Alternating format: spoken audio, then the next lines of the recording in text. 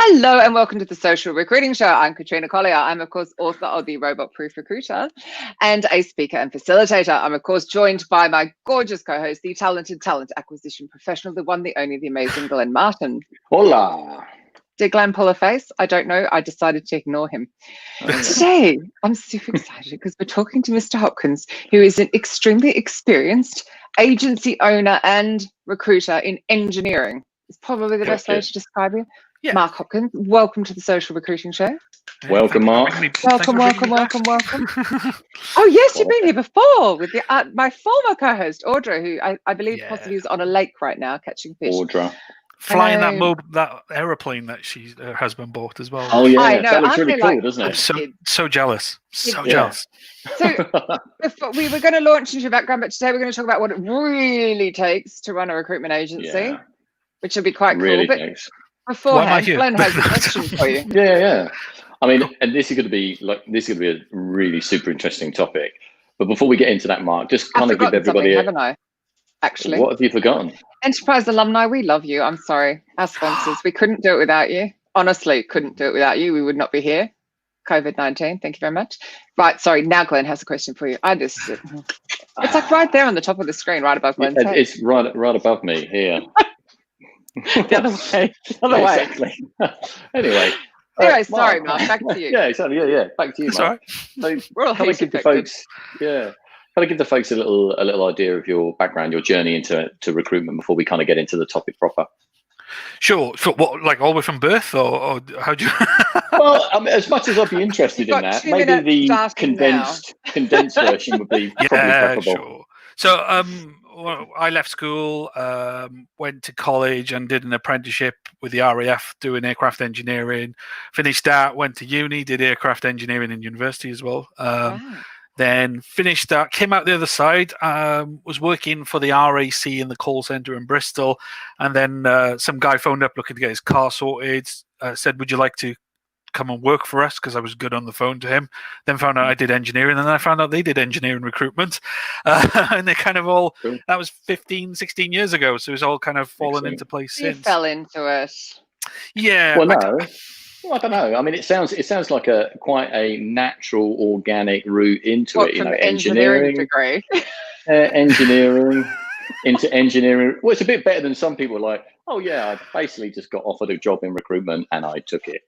That's that. So there is a story. There's a flow there. I think there is a flow. I mean, years before that, I was like, "What the hell's recruitment?" Because you saw it advertised everywhere. Recruitment consultant. 18, 20K, and you're thinking that's not a bad salary to get into. So when I got that opportunity, I started off as a resourcer. How does anyone live in London on 18,000, 20,000 pounds? Yeah, I was living in Bristol though. You can. Okay. Yeah, you know. But that's not your accent, is it? No, my accent is proper Welsh. So proper Welsh. Proper Welsh. That's right. I've just lost it over the years living in England. But when I go home, you can hear it. I quite like when I do flick onto the channel that is in Welsh. It's actually lovely to hear the language and hear why it's so rolly, the accent, because otherwise it just Anyway, random. Sorry, back to you. Yeah, that's all right. So I'm quite heat affected. Sorry, it's like quite hot sitting here online. Fine. But you were talking about your kind of perception of recruitment, Mark, and I think it's an interesting one to touch on because it tees up quite nicely for the show. Like, you know, your perception of recruitment was good wage, could do quite well in that. What was the reality of it once you actually got into it? I think from anyone on the outside looking into recruitment where you think it's just filling jobs, the reality of it in agency recruitment, 80-90% of it's finding the jobs to fill. And this is where the business development element of it, back in the early days, was 99% hammer the phone. Today, it's a lot different to what it was back then. But yeah, that was the hard part. And coming from not really a sales background. I mean, the RAC, where I was renewing people's memberships, then suddenly on the phone trying to sell something, a concept at the end of the day. So, yeah, it was difficult, very difficult. And, you know, I, like most recruiters, I went through a few jobs. Yeah, you do. And how long did you stay? The hard bit. I hate that bit. Yeah. I never understand it. Sorry, Glenn. I never understand anybody saying, I hate cold calling candidates. And you're going, have you tried cold calling to get a job? Like, Oh, Yeah, calling people about, would you like a job? Are you interested in this? This is so exciting. Trying to get one though. Oh, sorry, Glenn. Cold calling. Yeah, I was going to say cold calling candidates is a completely different game to cold calling clients. You know what I mean?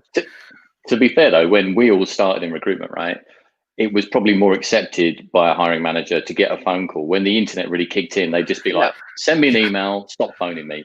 And it became incredibly more challenging then because people switching onto email, they could easily be ignored. So you had to get creative again, right? You had to find different ways of kind of approaching people. So, all of us have gone through that kind of transition, right? And also as well, before the recession, the last recession, not this one, before 2009, I would pick up the phone about 3 or 4 times to pick up 10, 15 jobs. And you work what you could work, and then you move forward. Then after 2009, it just changed completely. You picking up the phone 50, 60 times more than you ever picked up the phone to pick up 3 jobs. It was because you lost your black book. That was when. So if you look at the LinkedIn stats, for example, people weren't online. That's when everyone went online. I might disappear for a second. I just realized I haven't switched over to the cable, so just in case I suddenly. I don't know how flaky I'm being, but I suddenly realized I plugged it in, not switched to it. So if keep chatting, ignore me. Just so how long were you agency side, Mark, before you? And this tees up the subject of the kind of before I start my own business. Yeah, how long were you agency side before you decided, right, now I'm going to set up my own business, working for myself? There's 2 parts to that answer. A love gag on there. There's the bit where I realized I want to be doing this for myself, and then there's the bit I realized that when I could do it for myself. So about 5-6 years into it, I was like, I was at Reed. It was a brilliant company to work for. I felt this is where I want to go. This is the direction I want to go in. And then I made a conscious decision to kind of, and this would tease up to kind of how I would give advice to people to start up as well. I didn't think I had enough exposure to real, raw new business. I felt Reed was a very good company to help you and had a massive sphere of influence. And that was one of my weak areas. So I needed to work out how to deal with that. And one of the things was go and work for a small recruitment company, which was like literally jumping in the fire and then realizing how shit you were. And then a couple of years of that. And then I realized, right, there was a moment where me and a company parted ways amicably, and I went, do you know what? And that was it. I went on jury service, and during jury service, I thought, I'm going to start. I ticked all the boxes in my head. I love the fact you knew this was going out on LinkedIn, and you just didn't say fuck it. You just went, no, I better not say that. Love that. Yeah, thank you. I know. Thank you. LinkedIn police will tell me off now. So that any minute now. So I would say about 10 years, Glenn. 10 years, I think it was before I started up. That's an interesting one. And what was the, I mean, other than that, I'm going to do it. So what was it like? Day one, right? I am Mark Hopkins, independent recruiter. What did it feel like? Was it? Like, did you feel like, what the hell have I done? Or yay? Or like, it depends when you kind of mark the day one. The day when I started the company, or the day one of starting the company, if that makes sense. So starting the company, not all the palaver that goes before. So all the palaver before. Yeah, setting up and palaver before, and I'm going through the whole business plan and getting the spreadsheet out. What can I afford? Where's the money coming from? Who am I going to work with? And all that type of stuff. Important things, though. Yeah, really important things. And then when Glenn loves the spreadsheet. I love a spreadsheet. Yeah, me too. I can make a spreadsheet look amazing. I'm going to hand over control of the show spreadsheet to you. Yeah, we'll talk spreadsheets for the next hour, if that's all right. So what was I saying? I can't say no. You were talking about like the day one of like when it really started. So like March the 1st, 2016 was the day the company was really clicked. Bang, off you go. And I was in a little tiny kind of 3-bedroom house at the time, and yellow walls and everything. And I hadn't got a freaking clue what I was going to do next. BD, email, find candidates, and just build that database. And I planned for, I think, not making money for 6 months, and I made money in the first 6 weeks. So that was really cool. Didn't get paid for 4 months though. Don't get me started on that part of it. But it was. But see, that's the one of the popular things when we talk misconception, about, like, again, if I just show the beautiful little banner, like when we're talking about what it really takes to run an agency, actually being paid is a huge part of that. Yeah. Like just that, well, you know, God, if you're a one person company, they don't see that. They just see limited company. The mindset shift, pay. right? Yeah. That's Well, it. the person in the payroll just doesn't understand. Well, yeah. Hi, it's just me, bills, and no food. You're no longer an employee. You're now a supplier, and your frame of reference is different. But just a quick question, Mark. How long did it take you between kind of setting up, so registering HMRC, kind of getting everything in place, insurances, that point through to when you actually started on March the 1st? What sort of time frame, what runway did you give yourself there? So when I was November, I was I left. House, right? Yeah, left the company, and then I did jury service until December. Then in January, I was engaging with, and this is what I'll talk about, kind of what process I did in a second. I engaged with a third party company to help me start the company, so they did everything for me. But in the background, when I was doing it myself before I engaged with this company, I was probably going to take up to about 3-4 months anyway. But when these guys, you still got to work with them and go through the whole process of starting the business properly, if that makes sense. So 3 months, 3 months, I would say, 2.5, 3 months. So we were talking about like the timing as well, because of well, I started, 2008-9 crash, that gave me the opportunity to leave agency world. I wanted to start training. That's, I sort of was a bit early, went in-house for a while, but that was the time I started. You said I would have thought was starting in a boom, but you set me right in the green room before we came on. Yeah, what an interesting time. Yeah, Brexit vote happened 3 months after I started, and in an industry that relies heavily on European trade, there was a lull straight after. It was only a couple of months, but it was a lull. It was like a normal summer lull. So I missed my second opportunity of the year to make some money. And then by the 12th month of business, maybe the 9th to 12th month of business, it started picking back up. So it was nothing to worry about. And then it boomed throughout 2017 into 2018. And then last year, my God, that's all I gotta say. It changed completely. Brexit. That was also because we spent the whole year in a lull of, are we going to no deal, and are we going to, and just our lives being played with, weren't they? And then this year, I know we're kind of covering a few years quite quickly here, but then this year it started picking up again in February and March. And then I know something it was weird a booming happened. start to the year, wasn't it? Yeah, it was an amazing start to the year. And then something happened in March. I just can't put my finger on what it was. The inconvenient virus. That's what I call it. Could be, Well, yeah. Mark, just a quick question though. And I had a possibly a very similar scenario where you could think about setting up your own agency, or you could think about just kind of being a one-person business, like in-house recruiter contract. What made you, lean towards or prefer the setting up of an agency? This is a really good question. When I was working for people, I felt restricted because I always used to get into trouble for the blogs I used to put on LinkedIn, or I always used to get in trouble for stuff I used to say on LinkedIn. And there was always a corporate kind of by your colleagues or by the LinkedIn place? No, by people within the companies I used to work for, or people would, why would you say, because of the corporate kind of feel that companies, even still to this day, are still trying to push every day to the people. On top and I'm just seeing what pages you are in my book, because of the fact I think what you do is so cool. Hopkins, Mark, 43 and 115.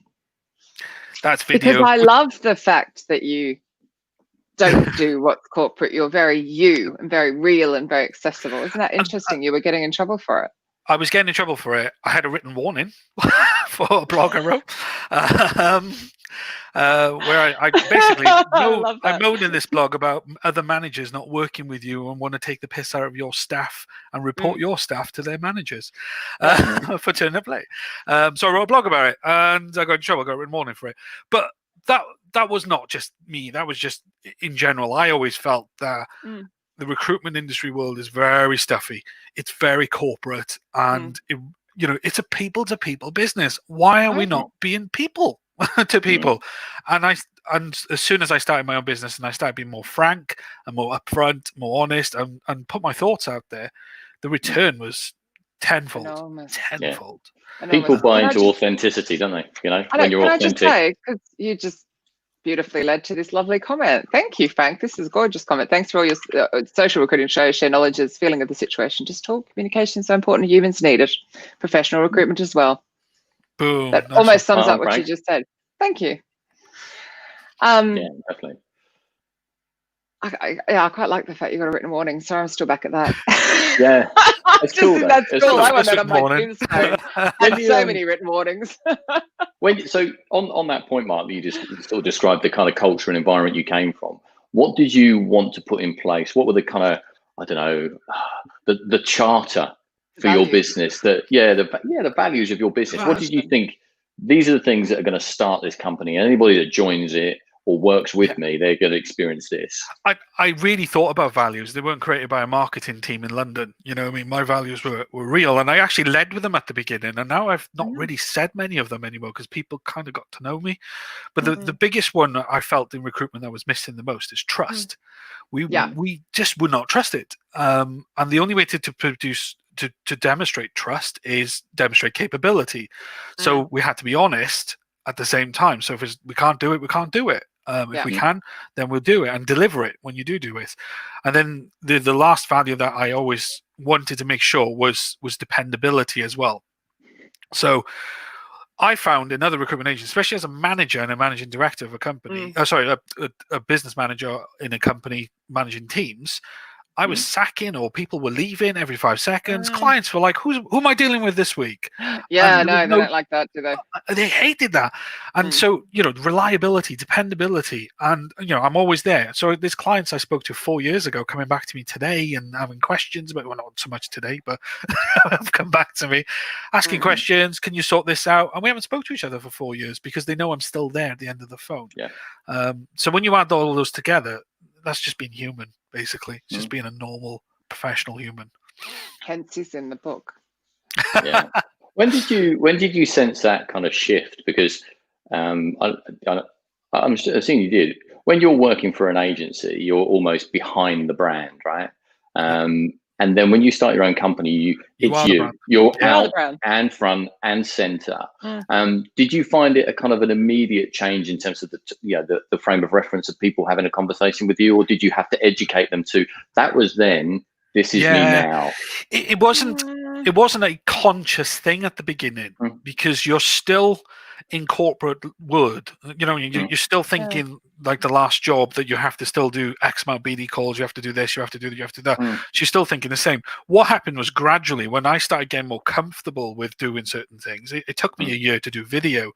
When I started getting comfortable with that, that's when it clicked and I went, oh, I can sell like this. What am I doing? And then you start, and then everything then changes. The way you speak, the way you write adverts, the way you come across on social media, everything changes. But I go back to our Spring days, Glenn, and people were like, "It's Katrina. It's not Katrina at Spring. They're not working me because I'm at Spring. It was Katrina. They wanted to work with me, and imagine Mark was the same.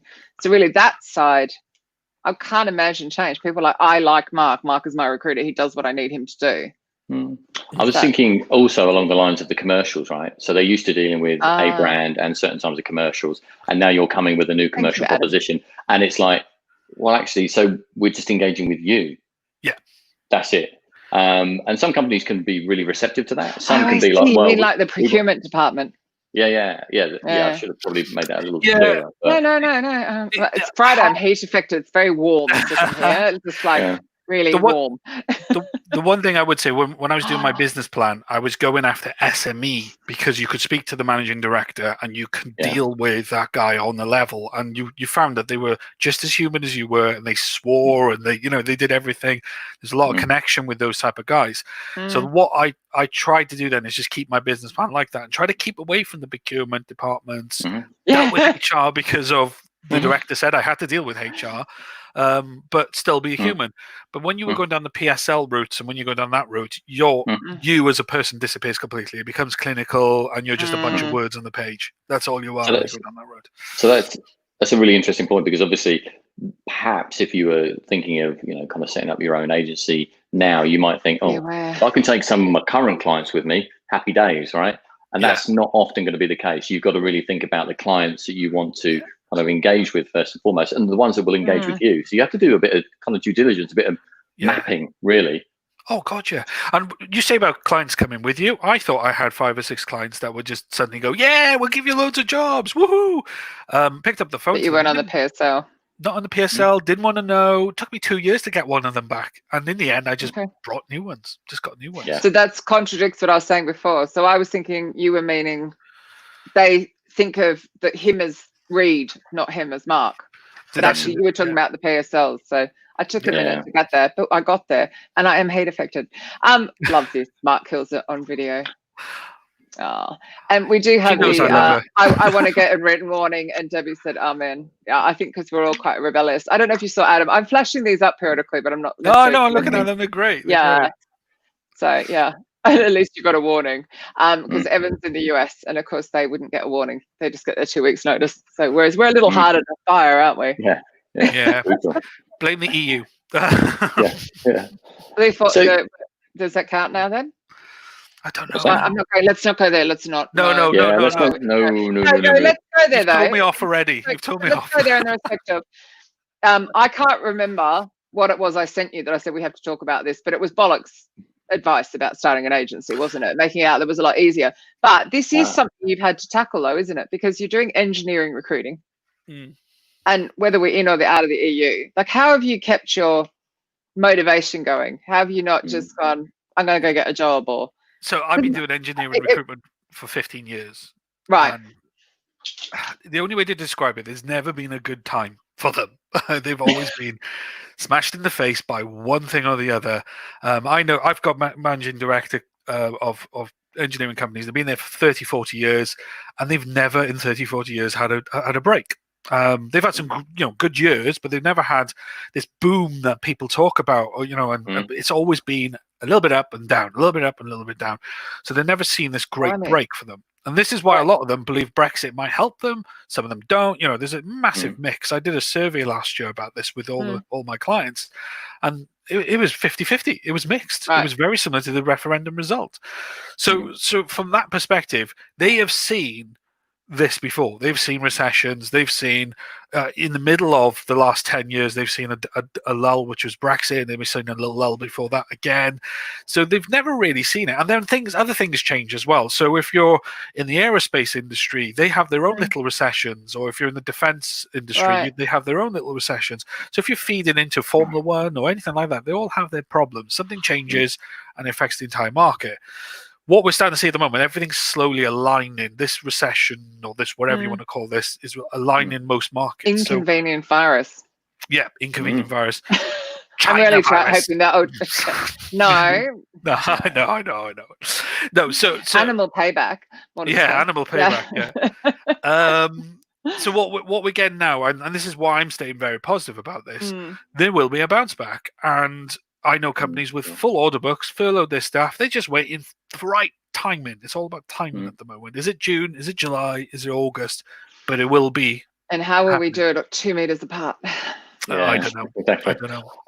One thing I'd like to ask you, Mark, is in that first 12 months, because like I say, that first 12 months is a massive learning curve, right? Regardless of what you think that first 12 months, it can really shock you. I mean, I remember making some real blunders around pricing, and I'm just at the time I was like, I've got this in the bag, and then you reflect now, you think, oh my god.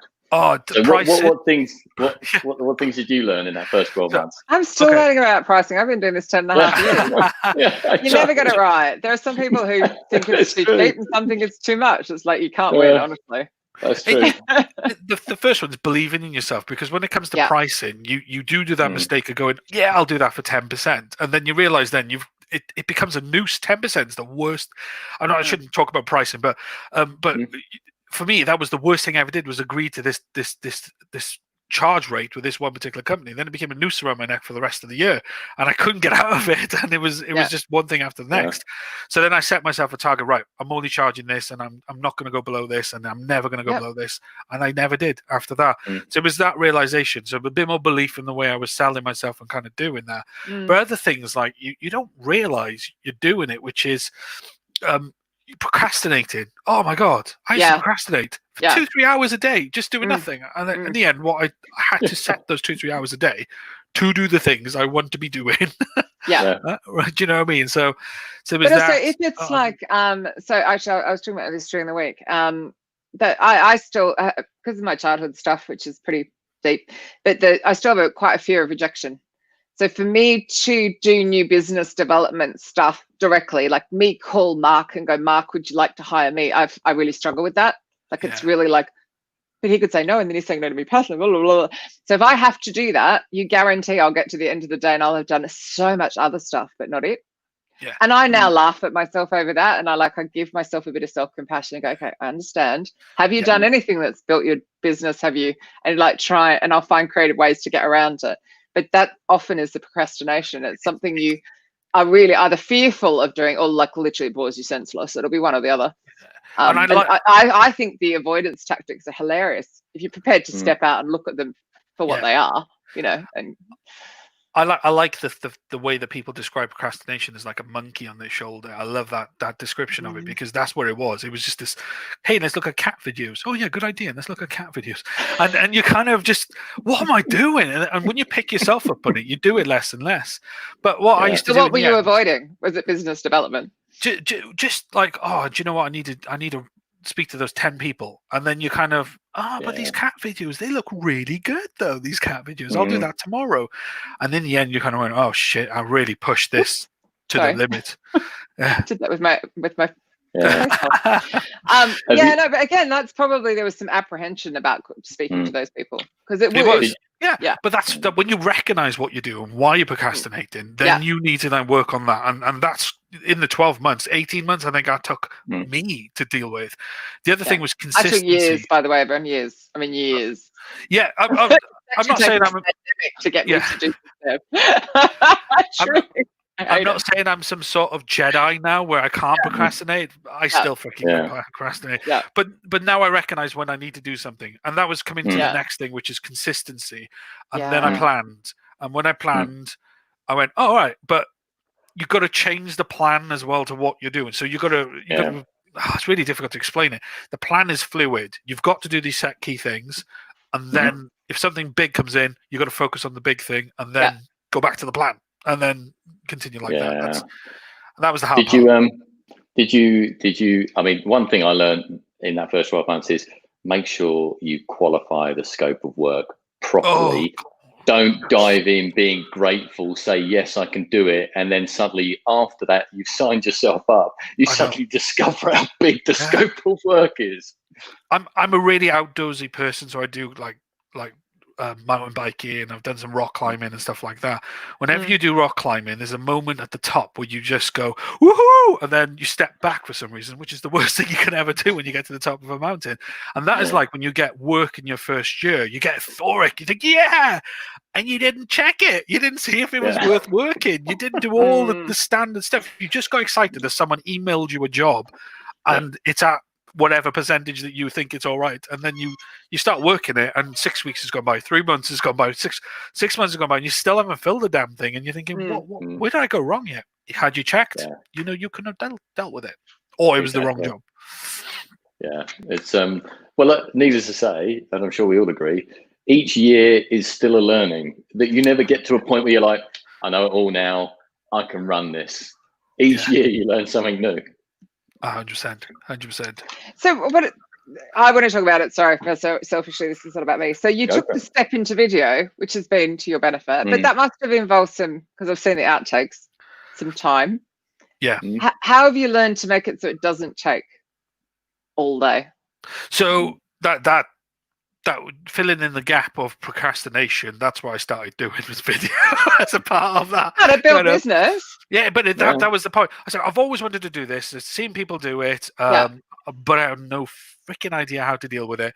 So I had to learn. So that's what, that was one of the things I started doing with my procrastinating time. Instead of looking at cat videos on YouTube, I was watching YouTubers on YouTube and how they dealt with it and what other recruiters were doing on YouTube, and then just kind of, how'd you do that? How'd you do lighting? I know my lighting's crap today, but how'd you do lighting? How'd you make your mobile look like a cinema?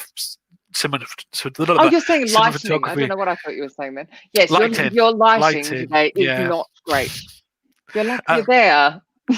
Mine's like clearly too much. I'm like the opposite extreme right now. I know I'm being blinded out by the sunlight. I'm loving our pandemic weather. We've had months of sunshine. I'm used to sitting here in overcast weather and the lighting being fine. But yes. Or weirdly enough, in the last 6 weeks, like, all my lighting stopped working except for this one bulb. The best outtake videos. I actually think your outtake videos are the thing that's got you business. Do they? I put money on it. Truly, yeah. They're just the best. That was the thing, though. I thought as I made all these videos, there's probably more than I've ever put out there. So I just thought I'd just do a minute video of outtakes, and yeah, it got some lovely responses. Went viral. One did. How do you decide what to talk about then? Because in a way, you're saving yourself time, aren't you? Because you're kind of answering questions. But... Yes. So at the beginning, it was candidates asking me questions. I think, oh, that'll make a good video, and I used to write that down. And then over time, I started doing some research, and I thinking, you know, that'll be a good question to answer. And then I started like looking into it, and it just evolved from there. And in the end, I had a whiteboard of a list of stuff that I picked up on LinkedIn or I picked up on Facebook, and just decided to do a bit of research, do a video on it. Might have some knowledge on it myself or whatever, but you have to fact check yourself as well, so it's not BS that you're saying. Because like you were saying the other day, that was actually quite funny writing the book, actually. Because there are so many stats out there, and I would have to, because everything is fact checked on there, like every single whatever is to this survey, and it's all linked, and it's quite extraordinary. The work that Kogan Page put into making sure that was all right. But oh my gosh, dude, I drilled down and discovered most of it was just pulled out of the air by somebody 10 years ago who went, yes, 80% of jobs aren't advertised. Well, really? Try and prove that one. It is not anywhere. There is no proof of that. There's no proof. It's just shit like that, yeah. Yeah. And that was the thing. I think I've done about 80 videos, I think I've done about 80. And none of them have had people come back to me and saying that's a lot of bullshit. They've all had positive responses, except for, because I started doing 1-minute engineering videos last year, and I need to start doing more explaining how things work. And one guy on YouTube tried to pull it apart, and then I just sent him a link. Prove it right. Chris Allen just confused me doing that, but I just realized I think he's tagged his friend in. I was like, what's Chris doing? What's Bradley Platts? What does that have to do with? Is that what it is? Yeah. Pals. There must be a whole conversation thread I'm not going, I'm missing. Bless. It's quite cool that LinkedIn has finally done that we can have the comments, because we actually use a tool called StreamYard to stream this. And I can actually pull the comments in now. That only started last week. Mark, give some fledgling businesses some powerful stats about how good video is or has been for you. What have you got from video? So I'll give you my stats then. Most of my videos will have at least 4, maybe 5 candidates. Whenever I post on LinkedIn, 4 or 5 candidates will message me and we have a conversation, definitely from my sector. Then you'll have the kind of the ancillary to that. And you're in a candidate short sector, aren't you, in engineering? That was one of the reasons why.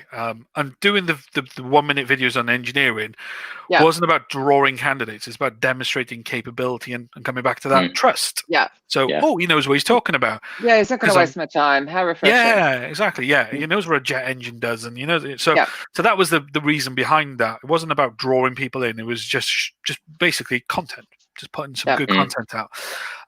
So when I used to do them, then there's videos that you guys don't see that get marketed out in a mailer to clients, which is the other side of the fence, which I do post 1 or 2 as well. So in a very similar format to you see on LinkedIn, these are more towards clients saying how to write better job adverts, how to find better candidates, where's good resources for free to find candidates, and when you get stuck, who do you come and speak to? And Mark Hopkins. Yeah, exactly. And then so there's the more marketing. We'll snippet that bit out for you. Yeah, give me. Me. But that's the point of it. Is that you it's great. Social media, by the way, gives away a lot of recruiters' tricks and tips. Yeah. And they can be copied. I've been doing a lot of wording posts lately on LinkedIn, and then someone said to me, "Have you searched your posts on LinkedIn?" I was like, "No, I haven't." And I searched them, and I found that hundreds of people are just copying and pasting my posts and claiming them as their own. You've become Bridget, whatever her name is, that everybody copies. I am now the new Bridget. She writes some rubbish and everyone copies it, and off it goes, and it's crazy. Yours aren't rubbish, clearly. It is, but that's why I went back to. That's why I'm going to go back to video. Crazy. I've never once thought to check if someone's copying and pasting. I'd be so offended. Seriously, I'd be so angry. I'd be so angry. But that's the great thing about video as well. It's really hard to replicate video because you've got to be good at replicating video, and there's very few people on LinkedIn that can replicate. Very few. Yeah. But they got their own shit, so they got to do their own stuff rather than replicate you. Exactly. And to be fair, imitation is a form of flattery, but it's kind of that's plagiarism. Depends how precious you are. Nobody can imitate you, Glenn. Look at that beard. Goodness sake. There's only beard envy going on out there. Totally.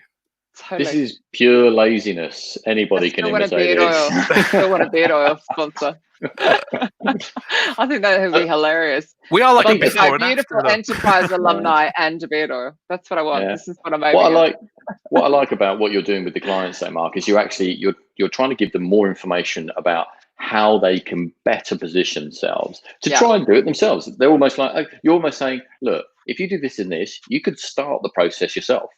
These are the sort of things that would help you. But equally, I think they're looking at thinking, well, we could try that, or actually the easiest option is just to get Mark in and do it for us.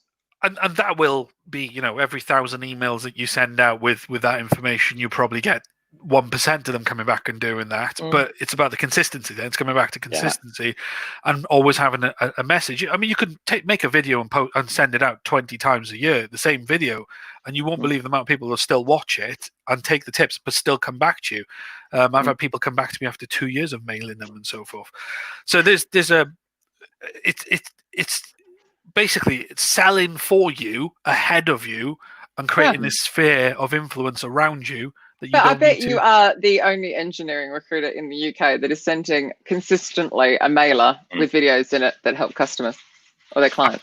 I don't know the facts, but I put money on it. Hopefully.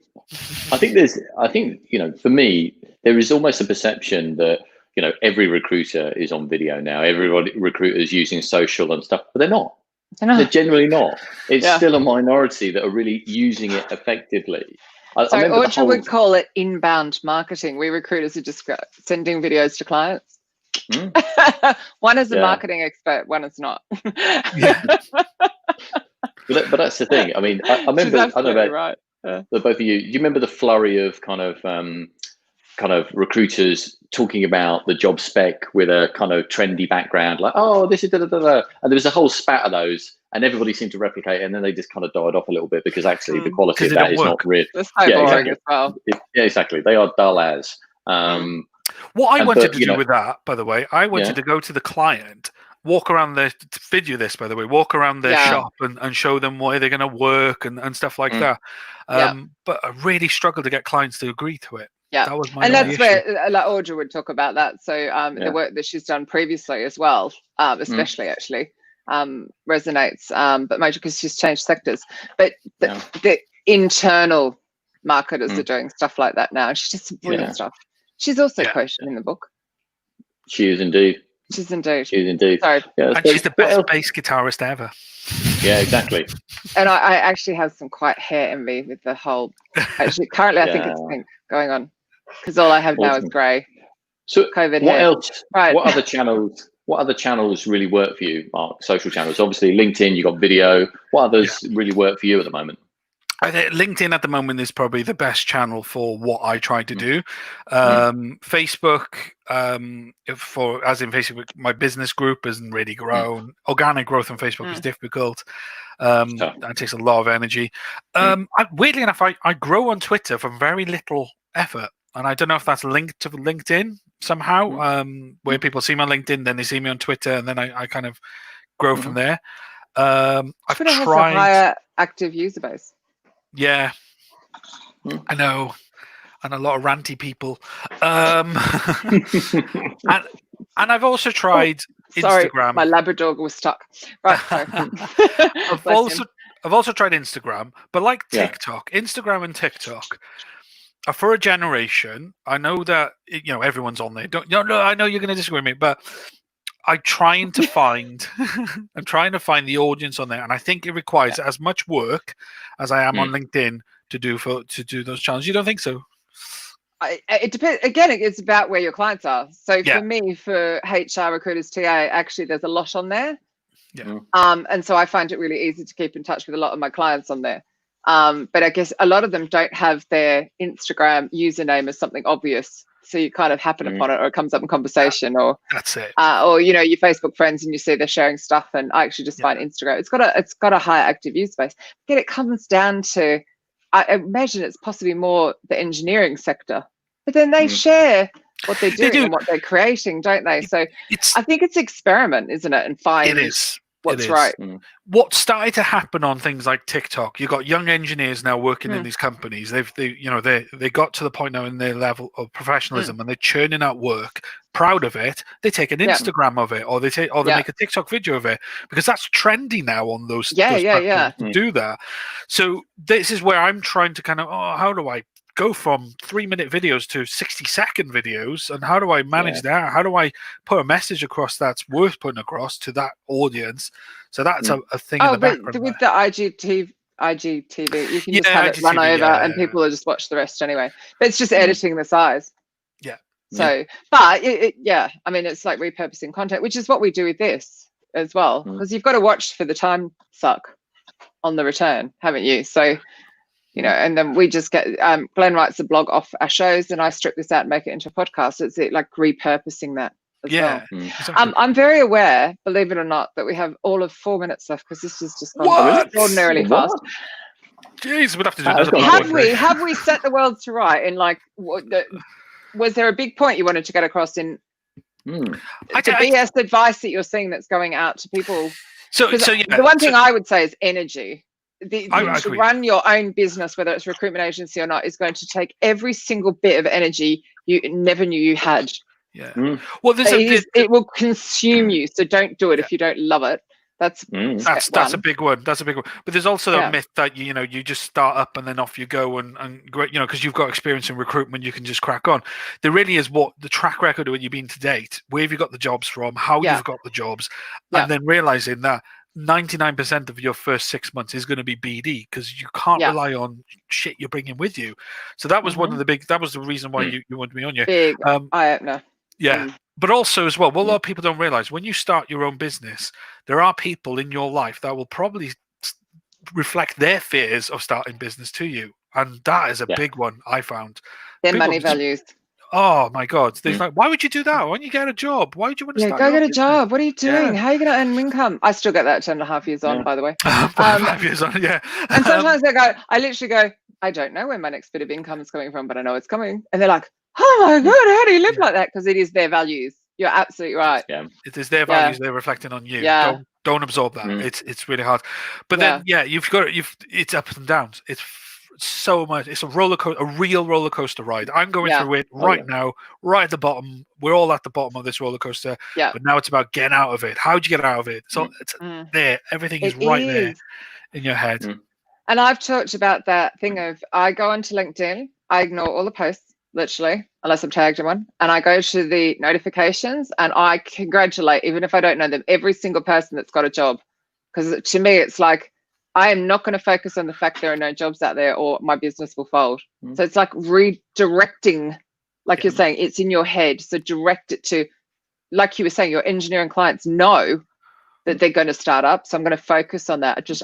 I just have to get to that point. And I'm sure you're pipelining, and you're just getting ready and keeping in touch with everyone. And I'm going to be honest with you. In the last 5 years, there's been months where things have dropped off completely, because either you forgot to do something, or the market changed, and and that particular part of the market is dead, and you have to move to the next thing. So you kind of get used to this 3 months on, 9 months off. 3 months off, 9 months on, and then 6 months. And you kind of get used to that when you're self-employed. But you then manage your money, you manage your finances. You don't empty your bank account as soon as you get paid. You plan for the future, and I know it sounds horrible. You plan for the worst as well. I know that's bad, but you've got to. Much as nobody planned for this. No. I planned for that. I didn't plan for this. I always used to like. Yeah, I know what you mean. I used to joke to my wife. The reason I got this credit card, in case shit happens, and then all of a sudden shit's happening. Should we use this? Yeah. Just temporarily to Yeah, get me through. We'll just get some groceries on this. I don't know. There is Very true. there is what I've noticed, certainly within the kind of broader recruitment community, is a actual groundswell in community support. From everybody in it. I think that's one of the really positive things that's come out of this kind of it's everybody really kind of gathering together and wanting to help one another. That's a real positive, right? We a couple of guys and myself tapped into this years ago, and it's still going. It's called the Recruiters Arms, and it's for recruiters. And we've been doing it now for a few years. It's not as big as a group as it used to, but there's still a good core group of people in there that just help each other, giving each other advice and stuff. When you become self-employed, they come to you. People start realizing that, and they ask for advice. And we're chatting in the background. All of us are chatting, passing ideas onto each other, and thoughts onto each other. And also, I think it's really easy when you initially start to get bogged down, and I have to have a perfect website. I have to have this, and I have to have that. Actually, no, you don't. Yeah. Not as a recruitment agency like that specifically. No, just get on. I'm on my second website. That's how many websites. I think I'm on the third. I'm on the third. So a rising tide lifts all ships. Oh, Sophie. Sophie Power. We need to get Sophie back on again. Might you especially love you, and I've just forgotten who's next week, so I'm going to look that up. Mr. Hopkins, people find you. I mean, I clearly know that LinkedIn. Yeah, and bus shelters. No.